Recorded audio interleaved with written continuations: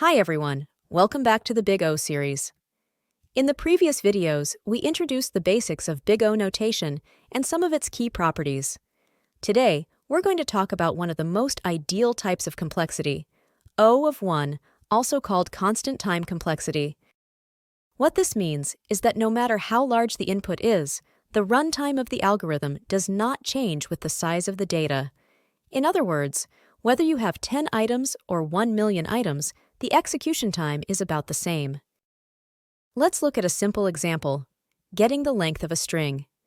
In Python, calling len of s directly returns the stored length of the string object. It doesn't need to loop through every character. Whether the string has 5 characters or 5 million characters, the time to get the length is fixed. That makes this a classic O1 operation. Now let's look at another common case, accessing an array element by its index. This also has O1 complexity. Why is that?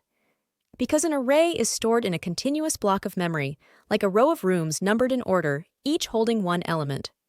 When we access an element by index, the computer uses a simple formula: the starting address plus the index multiplied by the size of each element. That calculation gives the exact address, and the computer jumps straight there. For example, accessing AR bracket 3 means starting from index 0 and moving 3 positions forward.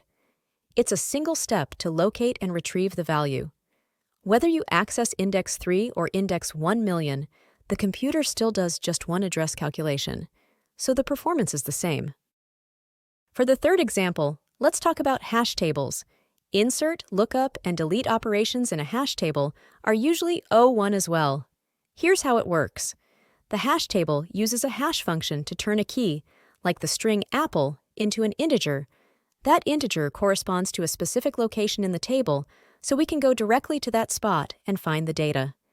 In the ideal case, both the hash function calculation and the jump to the memory location take constant time, which makes these operations O1. Of course, hash tables can have collisions, but that's a topic we'll cover in a future video. To wrap up, the key feature of O of 1 complexity is that the execution time is fixed and does not grow with the size of the input.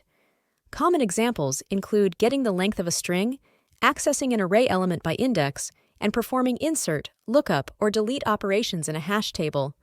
In real-world engineering, O of 1 operations are often the kind of performance we strive for first.